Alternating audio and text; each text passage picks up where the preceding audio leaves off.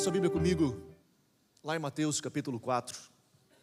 Eu quero dedicar uns minutos ainda, se você me permitir, desse culto, para nós nos debruçarmos sobre a palavra do Senhor e aprendermos algumas coisas que eu creio que são fundamentais, extremamente importantes na vida de Jesus e que farão muito sentido, espero eu, na sua vida nessa noite. Quero ler com você Mateus capítulo 4, o verso 1 diz assim: Então Jesus foi levado pelo Espírito ao deserto para ser tentado pelo diabo.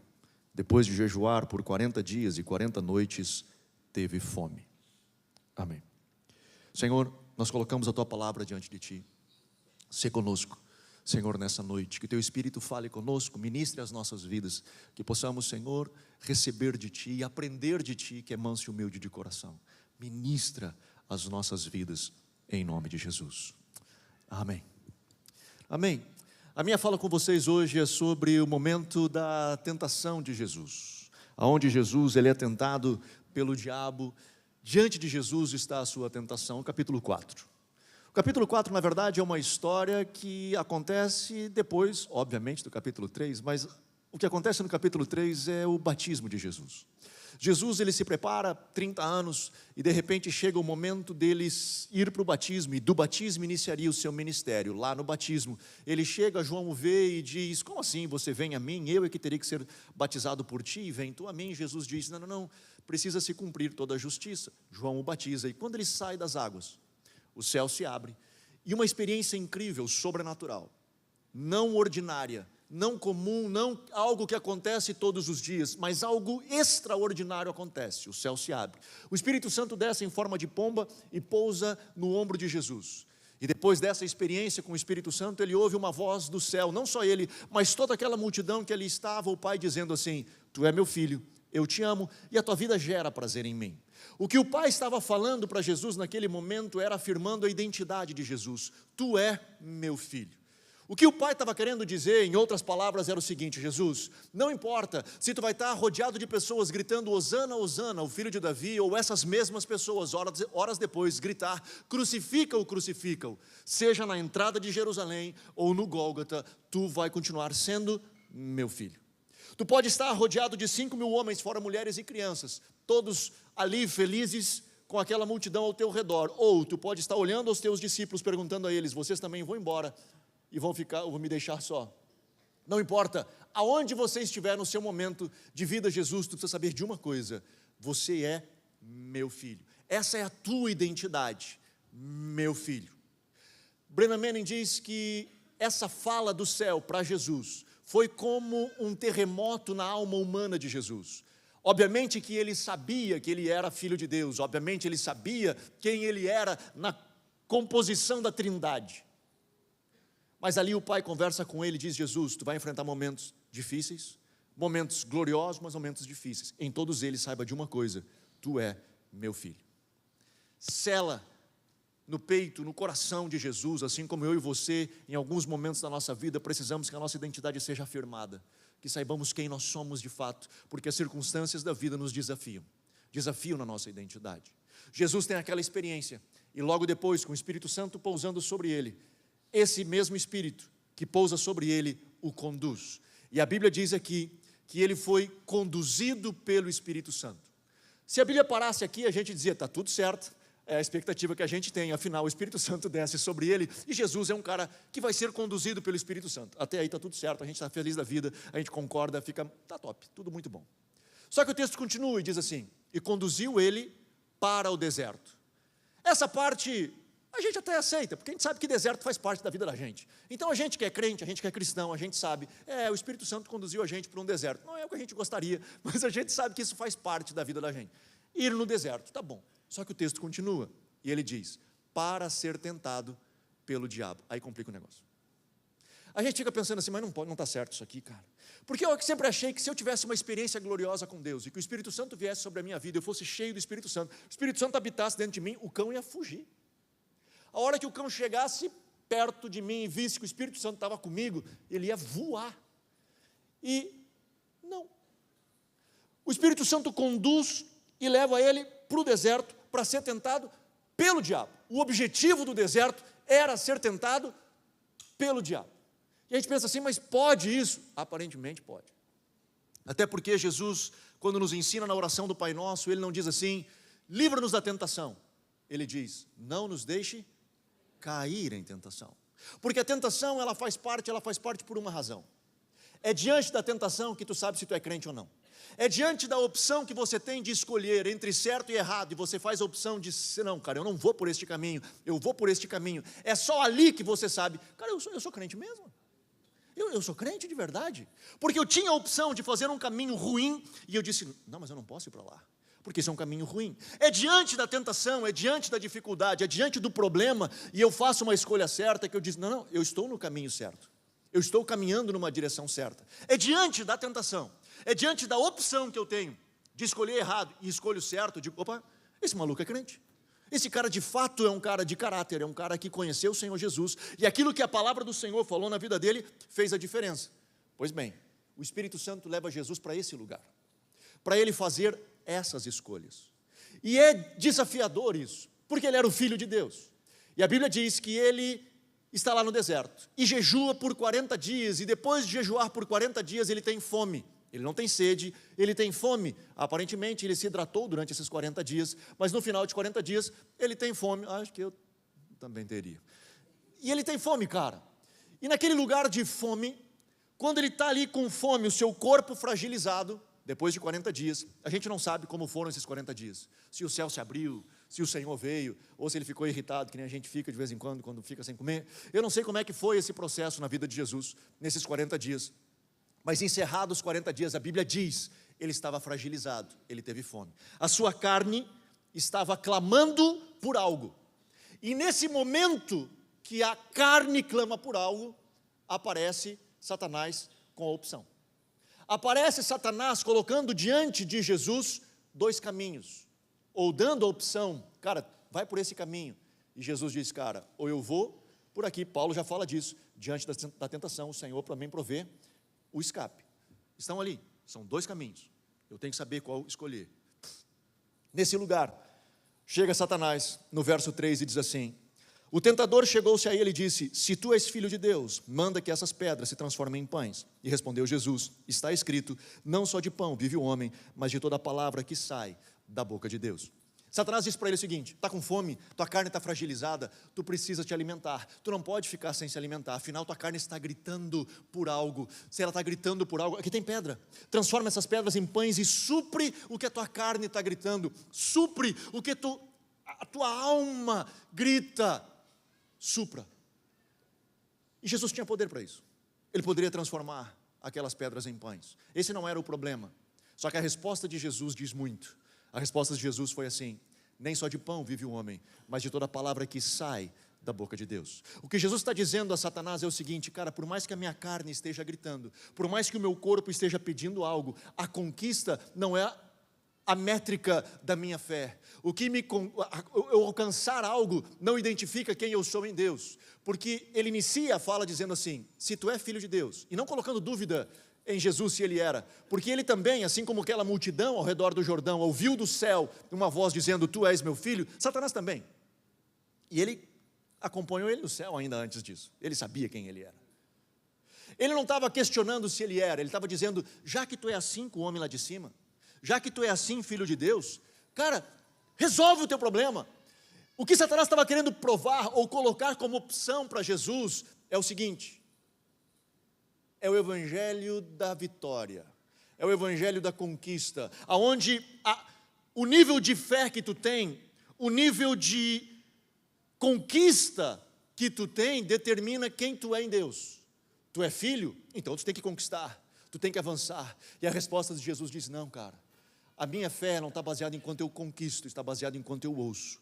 Nem só de pão vive o homem, mas de toda a palavra que sai da boca de Deus. Não importa se a minha carne está gritando, não importa se o meu corpo está gritando, eu só não posso perder a capacidade de escutar, eu só não posso perder a capacidade de ouvir a voz do Senhor, eu só não posso perdê-lo de vista, eu não posso ser embriagado pela conquista e perder aquele que me conquistou, eu não posso caminhar nessa direção. Quando Jesus diz, nem só de pão vive o homem, mas de toda a palavra que sai da boca, ele está citando um texto, lá de Deuteronômio capítulo 8. Eu vou citar ele para você, se você quiser abrir lá, você pode, mas confie em mim, está certo o que eu vou dizer. Está certo, está certo. Em Deuteronômio capítulo 8, a Bíblia diz assim, que Deus afligiu o seu povo e fez passar fome no deserto.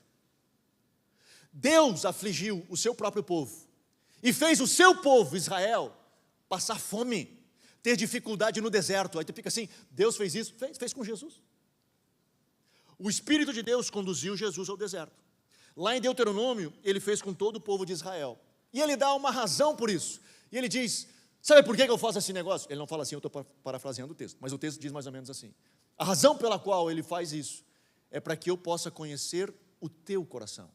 Para saber se tu vai continuar fiel a mim, ou se tu não vai começar a reclamar, estou com fome, tenho fome, minha carne está gritando, os meus anseios estão gritando, os meus desejos estão gritando e eu não estou sendo suprido. Deus aflige o seu povo para saber se o coração dele estava em Deus ou não. Ele aflige o seu povo para saber, vocês me buscam porque me querem, me buscam pelos presentes que eu tenho para te dar. Era isso que Jesus estava conversando com eles. Agora me escute. Deus não precisava afligir o seu povo para saber o seu coração. Ele é onisciente. Ele sabe de todas as coisas. Ele sabe antes que a palavra saia da nossa boca. Ele sabe o que nós pensamos. Ele sabe os cabelos que tinham na nossa cabeça.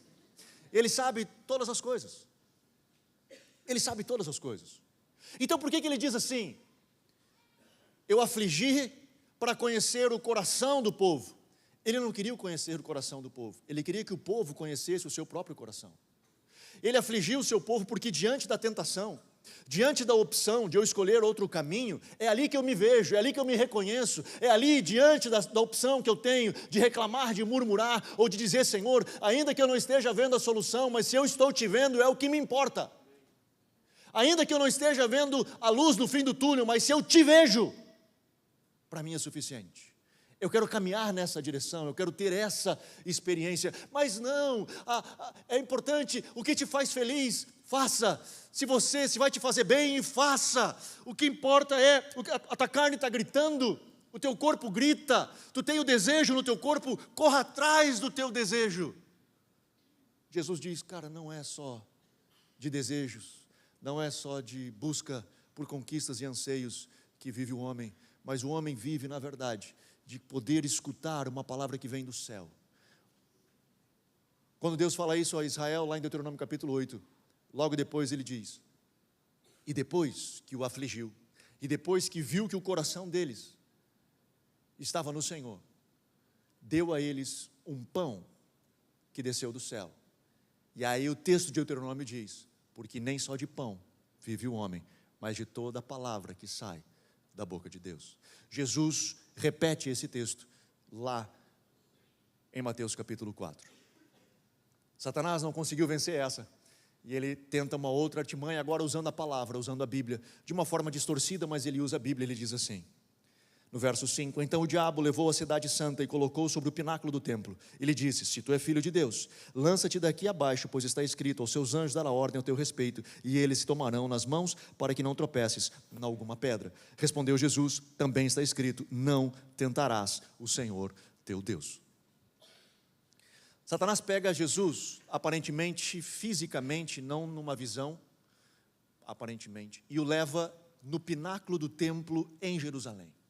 Não é qualquer cidade, é a santa cidade, é Jerusalém. Não é qualquer lugar, é no templo, lá em cima do templo, aonde os judeus se reuniam para adorar. Está Jesus lá em cima, ele diz, pula daqui, porque se tu pular daqui, os anjos vão te cuidar, e tu vai descer assim, suavezinho, e vai parar lá embaixo. E todo mundo vai estar aqui, os judeus olhando e vendo, esse é o Messias, esse é o cara. Jesus, olha só, vai facilitar um montão a tua vida. Todo mundo vai ficar assim, uau, esse cara é o fenômeno, porque ele desce assim e todo mundo vai te idolatrar, cara. Vai ser um negócio maluco, porque olha o poder que tem sobre a tua vida. Bora, pula aí. Jesus, não, cara. A resposta de Jesus foi, eu não tento Deus. Eu não caminho nessa direção. O que Satanás estava querendo colocar no coração de Jesus é aquela ideia do homem de Deus, do cara que é o Todo-Poderoso, que ele faz grandes sinais e maravilhas, e eu preciso construir a imagem de homem poderoso. Eu só chego na hora da pregação, ninguém conversa comigo, eu subo aqui, e aí eu falo, eu saio daqui, ninguém conversa comigo, e a imagem o que vocês me conhecem é o que eu deixo ser conhecido, porque eu calculo cada coisa que eu faço, para que você me conheça. Então eu construo toda uma ideia, caminho com segurança, se vou indo todo lugar e cria toda aquela ideia, se eu tocar nas suas vestes. E eu incentivo isso, e eu caminho dentro dessa lógica. Jesus diz, não, cara, eu não vou por esse caminho. Pelo contrário, quando ele chama os seus discípulos, ele não chama, ele vem fazer parte da minha igreja, ele diz, cara, vamos viver junto. Nós vamos passar fome junto, mas nós vamos multiplicar comida junto. Nós vamos afundar na água, mas também vamos caminhar sobre o mar. Nós vamos achar que o barco vai virar, mas também vamos acalmar a tempestade. Nós vamos fazer um monte de coisa junto, cara. Mas nós vamos viver junto, nós vamos viver cotidiano, nós vamos viver família. E mais, às vezes ele curava e dizia, não conta para ninguém. Porque ele não estava preocupado, ele era famoso, a sua fama corria por todos os lados. Mas ele não promoveu isso e não construiu o seu ministério em cima disso. Ele não queria isso, ele só queria uma coisa, eu só quero fazer a vontade daquele que me enviou. Satanás tenta ludibriá-lo, Satanás tenta conduzi-lo para este lugar de altivez, de ser o cara, e ele diz, cara, eu não quero ir por esse lugar. Ele não cai, ele usa a palavra para derrubar a estratégia do inimigo, que aparentemente parecia boa para o ministério. Ele diz, não, cara, eu não vou por esse lugar. E aí então ele diz o seguinte, verso 8, levou novamente o diabo a um monte muito alto, e mostrou-lhe todos os reinos do mundo e o seu esplendor. Ele disse, tudo isso eu te darei, se prostrado me adorares. Então Jesus lhe disse, vai-te Satanás, pois está escrito, ao Senhor teu Deus adorarás, e só a ele servirás. Então o diabo deixou, e chegaram os anjos, e o serviram. A terceira tentação de Satanás a Jesus, que coloca diante dele, leva para um monte muito alto, e mostra os reinos e o esplendor dos reinos. E ele diz, tudo isso eu te dou, se prostrado me adorares. Tudo isso eu te dou, se tu passar a idolatrar essas coisas. Tudo isso eu te dou, se o teu Deus passar a ser tudo isso. Eu te dou. O que ele estava querendo fazer com que Jesus fosse cego, ficasse cego pela ambição, cego pelo gigantismo, cego pela conquista do gigante, do grande, do macro. Infelizmente, eu tenho colegas que caíram nessa cilada. E muitos deram passos buscando o grande. Cara, é a oportunidade que eu tenho agora avançar e crescer. E deram um passo que era um pouco maior do que eles tinham condições. E aquele passo, em alguns casos, acabou sendo o fim da sua história ministerial. Jesus estava diante de uma situação onde Satanás queria cegá-lo pela ambição. Tudo isso eu te dou. E transformar isso como um Deus. E ele diz, cara, eu só adoro um cara. Meu coração está num lugar. Satanás sai e os anjos vêm e suprem, somente depois disso, a sua necessidade que o seu corpo gritava lá no início da tentação. É suprida.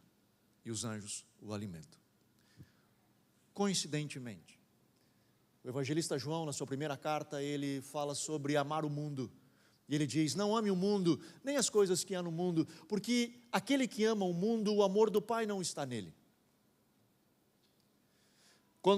Já falei aqui outras vezes, quando eu me converti, se falava, não podemos deixar, até hoje fala isso, né? A gente não pode deixar o mundo entrar na igreja. A gente fica assim, não pode. Então na minha época, bateria não podia, guitarra não podia, até guitarra podia, mas não podia botar distorção na guitarra, porque daí era o mundo entrando na igreja. Tinha um monte de coisa que tinha, luz não pode, não sei o que, não pode, nunca pode, nada pode. E cara, não é disso que Jesus está falando, obviamente, não é disso que João está falando, até porque quando ele fala mundo, ele não está se falando das coisas fora das quatro paredes da igreja, porque o planeta, o globo, a terra, ela é preciosa demais, ela é linda demais, e coisas que o ser humano também criou. Nós encontramos Deus na natureza, nós encontramos o Criador na sua criatura, nós vemos Deus em tudo aquilo que Ele criou, mas também vemos Deus na beleza daquilo que a humanidade criou, a partir da inteligência e graça que Deus deu à humanidade. Então nós vemos um bocado de coisa, cara, que é linda e maravilhosa. O que João está dizendo, e aí ele diz, não ameis o mundo, nem as coisas que há no mundo, ele diz quais são essas coisas que tem no mundo, e ele fala três coisas. Ele diz, concupiscência dos olhos, concupiscência da carne, concupiscência dos olhos e a soberba da vida. Ele diz, não ame o mundo nem as coisas que há no mundo, porque no mundo há desejo da carne, desejo dos olhos e a soberba da vida. Coincidentemente, são as três coisas que Jesus foi tentado no deserto. Quando a sua carne grita, quando o seu corpo grita, Satanás vem e diz, cara, supra, tu é filho de Deus. Como é que tu está sofrendo desse jeito? Tu não pode sofrer, tu é filho de Deus. Ué, filho de Deus não passa perrengue que está passando. Filho de Deus não enfrenta a dificuldade que está vivendo. A tua carne não está gritando, supre. Tu não tem desejos, supre. Está infeliz, seja feliz. Supre. Bora. Os desejos da carne, supre. E Jesus diz, não, cara, não vou nesse caminho. Não é só de desejos que o homem vive, não é só de suprimento de coisas, de conquistas que o homem vive, não que nós não tenhamos, porque ele diz, não é só de, porque essa nós temos, nós vamos conquistar, nós vamos avançar, nós vamos ter momentos felizes, nós vamos poder desfrutar de muita coisa preciosa, mas essa não é o nosso objetivo final. Nós não vivemos para isso, esse é o bônus, esse é o benefício que vem atrelado ao fato de eu poder escutar uma voz do céu que fala comigo. Segunda coisa que João fala, ele diz, a concupiscência dos olhos, o que nós olhamos e somos vislumbrados. Ele diz, olha os reinos deste mundo, olha o que tu pode conseguir com tudo isso. E ele coloca diante dele a segunda coisa, que é amar o mundo. E se Jesus amasse o mundo, ele teria se contaminado com o mundo. E ele diz, o amor do Pai não está nele. Jesus não cai na artimanha de Satanás. Ele diz, não, cara, eu não amo o mundo, mano. Eu não vim aqui para não fazer qualquer outra coisa, a não ser cumprir a vontade do meu Pai. Mas tu não vem estabelecer o teu reino? Então, mas o reino, ele é dos céus.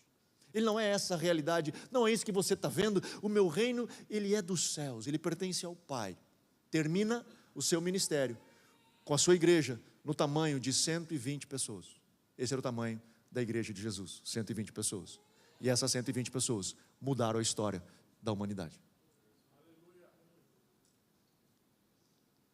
Terceira coisa que João fala, ele diz, a soberba da vida. O que ele fazia quando diz, pula do pináculo, seja o cara, olha, todo mundo vai te idolatrar, vai bater palma e dizer, Jesus. Ele diz, cara, não vou cair nessa, mano. Eu não quero ser reconhecido por ninguém, a não ser pelo céu. Eu não estou aqui para que todo mundo fique, uau. Eu só quero fazer uma coisa, cumprir a vontade daquele que me enviou. Então sim, cara, eu estou rodeado de 5.000 homens, fora mulheres e crianças, e vou estar sozinho com os meus discípulos perguntando, vocês vão embora ou vão ficar aí qualquer? Não importa qualquer coisa que aconteça disso. Diante da tentação, diante do vislumbre, diante da oportunidade de eu agarrar um caminho diferente, eu preciso dizer, não, cara, eu não posso ir para lá, eu não posso caminhar lá, a minha identidade de filho não me permite amar o mundo, eu preciso poder amar a Deus e usufruir daquilo que existe nesta terra, sem ser dominado por ela, sem ser possuído por ela.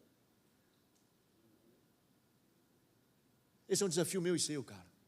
Se foi um desafio de Jesus, imagina a gente, cara. Se foi colocado diante de Jesus e ele passou por essas coisas, imagina a gente. A boa notícia é que ele diz lá em Hebreus 2,17, que ele é o nosso sumo sacerdote. E ele passou tudo isso para dizer, eu venci o mundo, eu venci sem pecado, dá a mão comigo, vamos caminhar junto nessa jornada. Diante das escolhas, diante das dificuldades, diante da tentação, que ela vai existir para todos nós o tempo todo, até o final. Porque ele disse, só não nos deixa cair. Mas diante da dificuldade, diante da opção que eu tenho de tomar a decisão correta ou errada, que eu tenha a lucidez do Espírito, que pousa em mim, como filho de Deus, para poder dizer, cara, eu não vou para lá. Que possamos estar sensíveis a isso.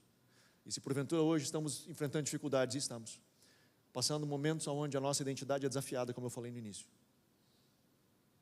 E todos nós passamos. Momentos onde a tentação bate. E às vezes, cara, a gente não vê. A gente não reconhece. E quando viu, tomou caminhos ruins. Que nós possamos abrir os nossos olhos, reconhecer aonde erramos e fazer caminhos de volta. Às vezes, Às vezes, muitas vezes, ficamos embriagados com a ambição. Ficamos extasiados com o gigantismo, com o macro. Às vezes, nos perdemos na soberba, e esse é triste, porque Provérbios já diz que ela precede a ruína. É a incapacidade que a gente tem de conseguir enxergar. Soberba é esse. E a incapacidade que ele tem de conseguir enxergar a realidade. Ele não consegue olhar ao redor e ver o que de fato está acontecendo. Porque ele está tão perdido dentro do seu ego, que ele não enxerga mais nada para fora. Às vezes, nós estamos atrás do suprimento da nossa carne. Nossa carne está gritando e nós estamos atrás dela, cara. E nessa busca por suprir o grito da nossa carne, porque ela tem os seus anseios. Às vezes nessa busca a gente perde a capacidade de escutar a sua voz. E aí é ruim. Que o Senhor nos dê graça nessa jornada e que possamos estar sensíveis em nome de Jesus. Amém?